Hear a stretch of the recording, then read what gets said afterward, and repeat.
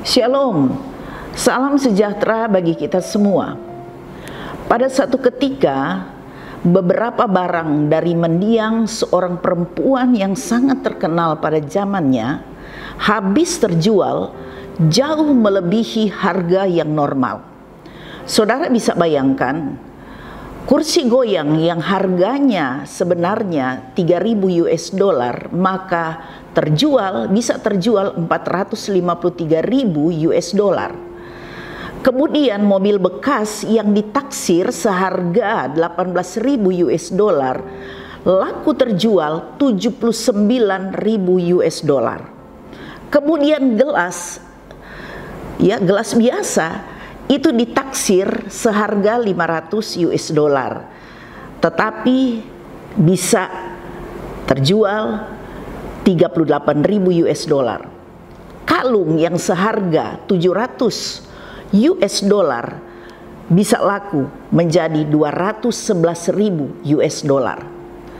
Saudara-saudara, bahkan ketika si pembeli telah memiliki barang-barang tersebut, mereka itu masih mengucapkan beribu-ribu terima kasih. Saya pikir, bukankah ini sebuah kegilaan ya saudara-saudara? Karena harganya itu jauh melebihi dari harga normalnya. Tetapi tentunya semua kegilaan itu menurut orang itu bisa dimaklumi oleh karena yang dilelang itu adalah barang-barang yang dimiliki oleh seorang perempuan yang bernama Jacqueline Kennedy Onassis. Siapakah Jacqueline Kennedy Onassis? Dia adalah istri dari mantan Presiden John F. Kennedy, Presiden Amerika Serikat yang ke-35. Tetapi tidak berapa lama kemudian Presiden John F. Kennedy meninggal karena ditembak. Jacqueline Kennedy Onassis akhirnya dia kembali menikah dengan seorang konglomerat dunia, boleh dikatakan seorang raja kapal pada abad ke-20. Dia adalah Aristoteles Onassis. Itulah sebabnya dia dikenal dengan nama Jacqueline Kennedy Onassis. Saudara-saudara, yang pasti yang membuat mahalnya barang-barang tersebut itu bukan karena barang itu sendiri, tetapi siapa yang memiliki barang-barang tersebut sebelumnya. Saudara yang dikasihi oleh Tuhan, ada dua hal yang firman Tuhan mau sampaikan kepada kita sebagai orang-orang Kristen. Yang pertama adalah, jangan kita sombong dengan apa yang kita miliki atau dengan apa yang kita lakukan. Dalam Yesaya pasal 3 ayat 4a, firman Tuhan berkata, "Oleh karena engkau berharga di mataku dan mulia, dan aku ini mengasihimu." Jadi saudara-saudara, yang membuat kita ini berharga, kita ini bernilai, bukan kita, bukan diri kita, tetapi Tuhanlah yang membuat kita itu bernilai. Saudara-saudara, tetapi sayang, kita manusia cenderung untuk sombong dengan dirinya. Manusia cenderung sombong dengan apa yang dimiliki. Manusia cenderung sombong dengan apa yang sudah dilakukan. Tetapi kita tidak pernah merasakan bahwa kita sebenarnya sudah bersikap sombong. Karena saya yakin tentunya kita tidak mau dikatakan kita ini sombong, bukan? Saya mengenal atau saya tahu ada dua hamba Tuhan yang dipakai Tuhan luar biasa. Saya tahu sudah kurang lebih 20 tahun kalau dihitung mulai dari tahun ini. Saya mendengar waktu saya hadir dalam sebuah pertemuan di sebuah gereja yang besar, Saya mendengarkan langsung dalam ibadah yang dihadiri oleh begitu banyak orang. Ya, tentunya orang-orang Kristen bukan saja dari Indonesia, tetapi juga dihadiri oleh orang-orang Kristen yang ada di berbagai negara. Kemudian dia mengatakan bahwa dia harus berterus terang, dan dia dengan penuh kerendahan hati, dia mengatakan bahwa dia telah menjadi pendeta yang sombong selama bertahun-tahun. Saudara, kemudian ada satu lagi hamba Tuhan, ya, yang terkenal. Dia mengatakan juga, tapi itu saya mendengar secara online. Dia mengaku dia juga bahwa sebelumnya telah menjadi pendeta yang sombong. Saudara-saudara, mereka berdua mengakui dengan jujur, dengan penuh kerendahan hati. Bayangkan saudara-saudara, sudah menjadi pendeta terkenal dengan jemaat yang banyak, tetapi mereka tidak sadar mereka sudah menjadi pendeta yang sombong. Saudara-saudara, tetapi yang luar biasanya mereka mau mengakui itu dan mereka bertobat. Ya, ini adalah bentuk kerendahan hati yang luar biasa. Mereka menyadari, mereka bertobat, dan mereka mengakui itu di muka jemaat, di hadapan publik. Saudara-saudara, mungkin kita bertanya, mengapa demikian? Saudara, seringkali kesombongan menyamar dalam bentuk kebaikan-kebaikan yang kita lakukan. Seringkali juga kesombongan datang ketika kita melakukan hal-hal yang bersifat rohani, sehingga ada istilah sombong rohani. Pertanyaannya, mengapa atau bagaimana kita tahu bahwa kita ini sudah jatuh dalam dosa kesombongan? Saudara, mungkin apa yang akan saya sampaikan ini bisa menjadi introspeksi bagi kita, dan termasuk juga saya. Yaitu ketika harga diri kita mudah sekali terusik, maka kita cepat sekali tersinggung, kita cepat marah. Atau ketika kita tidak mendapat perhatian khusus, atau ketika kita merasa kita tidak dihargai, atau apa yang kita sudah lakukan atau kita sudah berikan, kemudian kita merasa kita tidak dihargai, maka kita cepat menjadi kecewa. Kemudian kita kurang hati. Ini tanda sebuah kesombongan yang tersamar, yang tidak kita sadari oleh diri kita. Saudara-saudara yang dikasihi oleh Tuhan, saya mau katakan bahwa sombong akan materi atau sombong akan harta mungkin mudah untuk diketahui orang. Sombong akan pengetahuan, akan kepintaran kita mungkin agak lebih sulit untuk diketahui orang.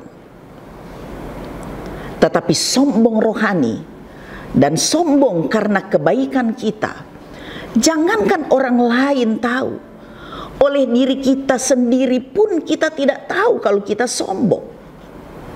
Saudara-saudara, itu yang luar biasa. Justru ketika kita merasa bahwa rohani kita baik, kita sudah banyak melakukan kebaikan, justru kita tidak menyadari bahwa sebenarnya kita itu sudah jatuh dalam kesombongan.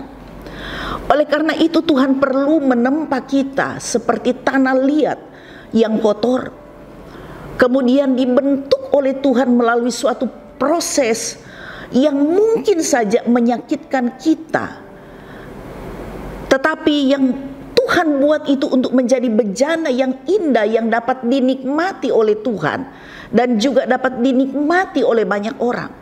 Saya mendengar khotbah dari pendeta Erastus Sabdono. Dia mengatakan bahwa hendaknya kita hidup untuk bisa dinikmati oleh Tuhan. Hidup kita bisa dinikmati oleh Tuhan. Kira-kira bagaimana saudara? Jika kita menikmati sesuatu, kalau kita mungkin makan sesuatu yang enak kemudian kita nikmati. Seperti itulah yang dikatakan oleh hamba Tuhan ini, bahwa hidup kita seharusnya dapat dinikmati oleh Tuhan. Nah, itu harus melalui proses, yaitu Tuhan harus menempa kehidupan kita seperti bejana yang dibentuk oleh penjunan untuk menjadi bejana yang indah. Di dalam Yeremia pasal 18 ayat yang keempat, firman Tuhan berkata, apabila bejana yang sedang dibuatnya dari tanah liat di tangannya itu rusak, maka tukang periuk itu mengerjakannya kembali menjadi bejana lain menurut apa yang baik pada pemandangannya. Saudara yang dikasihi oleh Tuhan, jadi untuk menjadi sempurna, terlihat indah, seperti apa yang Tuhan mau, jangan mengharapkan bahwa hidup itu akan mulus terus-menerus tanpa masalah. Jangan kita mengharapkan bahwa semua harus terjadi seperti apa yang kita mau. Jangan mengharapkan bahwa orang-orang yang ada di sekitar kita itu akan mengerti dengan kita.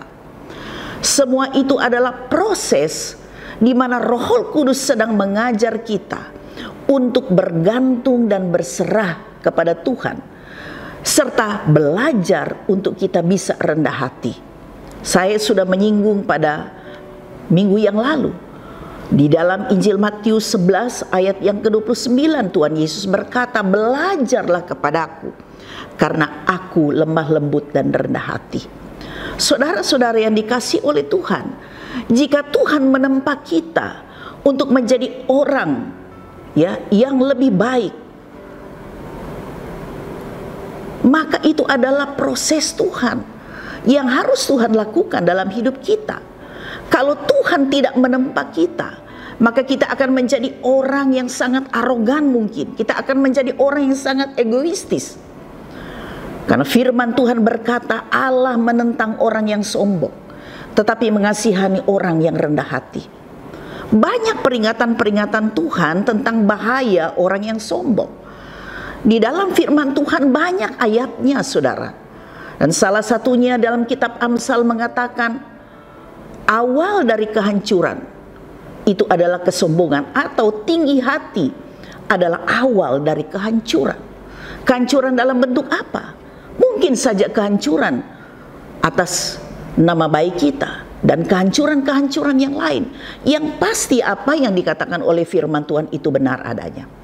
Saudara-saudara yang dikasihi oleh Tuhan Yesus Kristus, ingat, kita berharga atau kita bernilai bukan karena kita, bukan karena apa yang kita lakukan, bukan karena keberhasilan kita dalam melayani Tuhan, tetapi karena kita dimiliki oleh Tuhan, sehingga kita menjadi orang yang berharga. Hal yang kedua, be yourself.